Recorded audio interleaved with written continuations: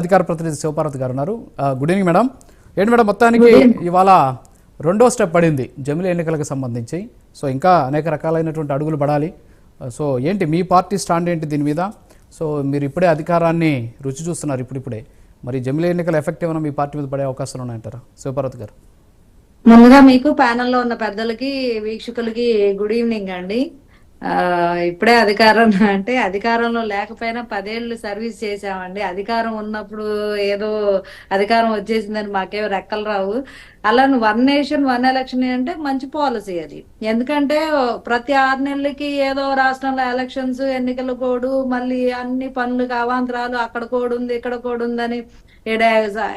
Example ఏదన్నా వ్యాపారానికి సంబంధించిన నిర్ణయాలు తీసుకోవాలన్నా, ఏదన్నా సబ్మిట్స్ అలాంటివి నిర్వహించుకోవాలన్నా, లేకపోతే ఇంకేదన్నా అలాంటి పెట్టాలన్నా అక్కడ ఎన్నికల కోడ్ ఉంది, అక్కడ రిస్ట్రిక్షన్స్ ఉన్నాయి, అక్కడికి వెళ్ళకూడదు, ఎక్కడికి అంటే లాట్ ఆఫ్ మనకి ట్రబుల్స్ వస్తూ ఉంటాయి. అదర్ స్టేట్స్ లో కూడా ఒక స్టేట్ లో ఎలక్షన్ జరుగుతుందంటే దానికి రిలేటెడ్ గా దానికి సంబంధించిన వాణిజ్య వ్యాపార సంబంధాలు ఉన్న మిగతా రాష్ట్రాల్లో కూడా ఇబ్బందులు వస్తాయి. ఎందుకని? ఎన్నికల కోడ్ వల్ల. సో ఇదంతా లేకుండా ఒకేసారి దేశం అంతా ఒకసారి ఎన్నిక జరిగితే వచ్చేది ఏముంది? ఇందులో ప్రాంతీయ పార్టీలు పోయేదేందో నాకు ఇప్పటికే అర్థం కావట్లా. ఇప్పుడు ఎందుకు అట్లా చెప్తున్నారు? అదేంటో ప్రాంతీయ పార్టీలు పార్టిసిపేట్ చేయొద్దనే జమిలీ ఎన్నికల్లో లేదుగా, వాళ్ళు పార్టిసిపేట్ చేయాల్సిందే కదా. ఎన్నికలకు వెళ్ళాలి. మరి ప్రాంతీయ పార్టీలకి ఏంటి నష్టం? నాకేమీ అర్థం కాలేదు. ఇప్పుడు కాంగ్రెస్ వాళ్ళు వాదిస్తున్న వాదన అదే వితండవాదం లాగా అనిపిస్తుంది తప్పితే ఎందుకు నష్టం అనేది ఒకటి క్లియర్ గా చెప్పలేకపోతున్నారు. ఇప్పుడు గతంలో 20 ఏళ్ళు ఇప్పుడేగా చెప్పారు, 67 వరకు మనకి ఒకేసారి ఎన్నికలు జరిగాయి. దాన్ని డిస్ట్రాక్ట్ చేసింది ఎవరంటే కాంగ్రెస్ గవర్నమెంట్. స్టేట్ లో లేట్ అయిపోతా ఇప్పుడు అది కొన్నిసార్లు టర్మ్స్ వైజ్ జరుగుతున్నాయి, అస్తవ్యస్తం అయిపోయింది. దాని అంతా ఇప్పుడు ఫ్రేమ్ చేసి ఒకేసారి మళ్ళీ ఎన్నికలు పెడదాం, పాత విధానాన్ని తీసుకొద్దామంటే నష్టమేముంది?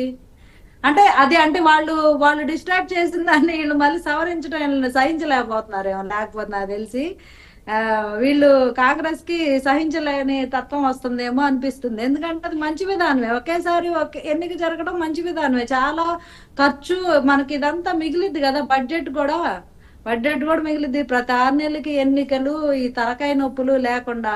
అది కాక ఇంకొకటి బీఆర్ఎస్ నాయకులు చెప్తున్నారు ఏదో ఈవీఎంలు మాయా అంటే వాళ్ళు గెలిచినప్పుడు ఈవీఎంలు మాయ లేదు కానీ మిగతా ఎవరు గెలిచిన ఈవీఎంలు మాయనా? అంటే ఒకవేళ ఈవీఎంలు మాయ ఉంటే బీజేపీ ఎందుకు ఫుల్ గా దానికి 400 సీట్లు వచ్చేలా చేసుకుంటది కదా? ఎందుకు ఈ బాధ?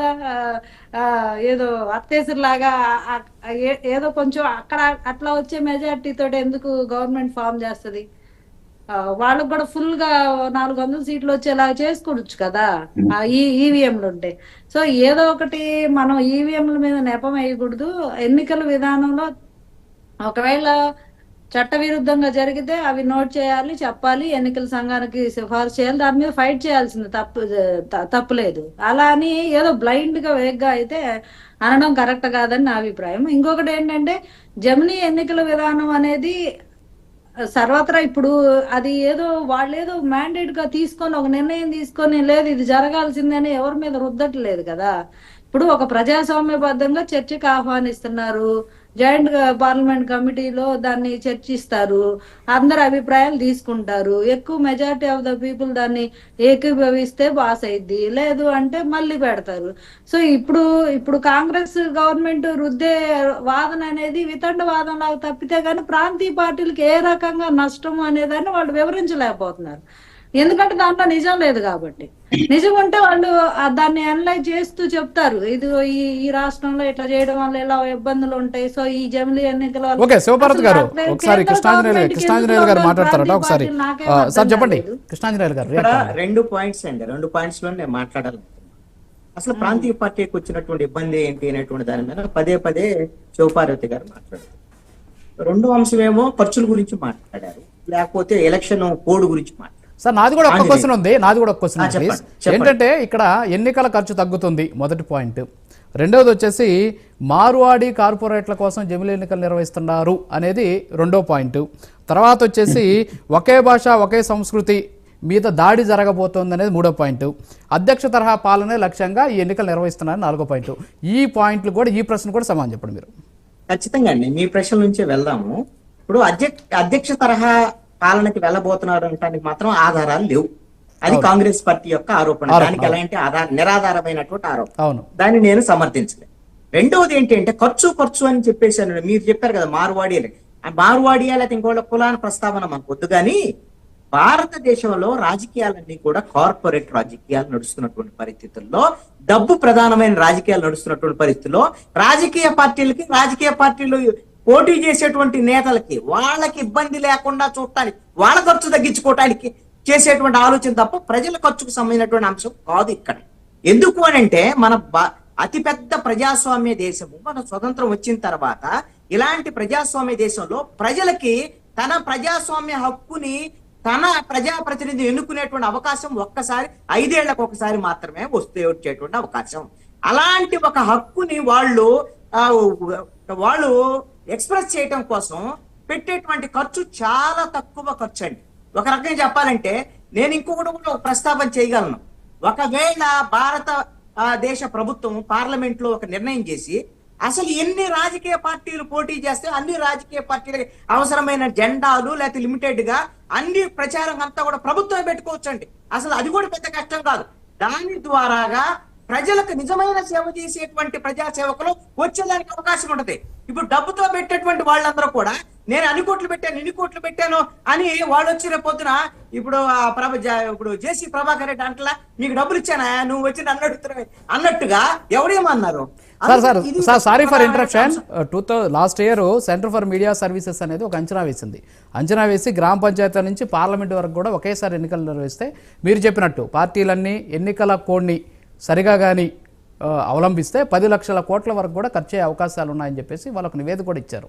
సో అది కూడా ఒకసారి చూడండి, మాట్లాడండి. ఇక్కడ ఒక పాయింట్, ఎన్నికల కోడ్ అనేటువంటి అంశానికి సంబంధించి మొన్న మహారాష్ట్రలో ఏం జరిగాయి, అంతకు ముందు హర్యానాలో జరిగాయి, జమ్మూ కాశ్మీర్ అనుకున్నాను. ఏమన్నా మిగతా రాష్ట్రాలకి ఏమన్నా పరిపాలనకి ఇబ్బంది ఉందా, లేదా కేంద్రంలో ఉండేటువంటి పరిపాలనకి ఏమన్నా అభ్యంతరం ఉందా? ఆ రాష్ట్రంలో మాత్రమే ఎన్నికల కోడ్ అనేది అభ్యంతరం ఉందా? అదే అర్థం కావట్లేదు.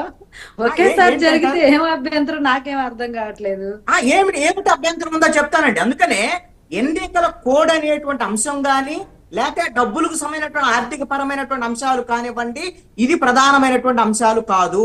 ఇక ప్రాంతీయ పార్టీలకు ఏం నష్టం అని అడిగారు.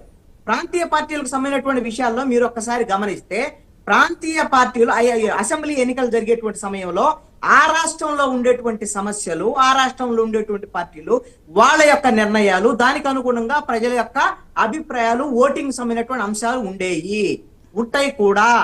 ఆంధ్రప్రదేశ్ లో మొన్న జరిగే ఎన్నికలు ఇక్కడ జమిలీ ఎన్నికల లాగానే జరిగాయి కదా. లోక్సభ జరిగాయి, అసెంబ్లీ కూడా జరిగాయి. ఏది 2019లో అలా జరిగాయి, 2014లో అలా జరిగాయి. మనకు అంతే జరుగుతున్నాయి, మనకి ఒడిశాకు జరుగుతున్నాయి కాదంటారు. కానీ నిర్ణయం ఎలా జరుగుతుంది? ప్రజల నిర్ణయమో. ఆంధ్రప్రదేశ్ లో కేంద్రంలో ఎవరు అధికారంలోకి వస్తున్నారో ఆంధ్రప్రదేశ్ మీద ప్రభావం ఉండదు. ఆంధ్రప్రదేశ్ లో ప్రాంతీయ పార్టీలు ఎవరైతే బలంగా ఏ పార్టీ అయితే అధికారంలోకి రాబోతుందో వాళ్ళు ఎవరు రావాలనుకున్నారు, వాళ్ళ విధానాలు ఏంటి అనేటువంటి దాని మీద మాత్రమే ఉంటుంది. ఈ జమిలీ ఎన్నికల నేపథ్యంలో జాతీయ పార్టీల యొక్క ప్రాధాన్యత ఈ డబుల్ ఇంజిన్ సర్కార్ పేరుతో చెప్తున్నారు కదా. అసలు ఇప్పటికే బీజేపీ ఆల్రెడీ ప్రాంతీయ పార్టీలని మింగేసుకుంటూ వెళ్ళిపోతుంది. అది వాళ్ళతో కలిసినటువంటి వాళ్ళ పరిస్థితి ఒక ధృతరాష్ట్ర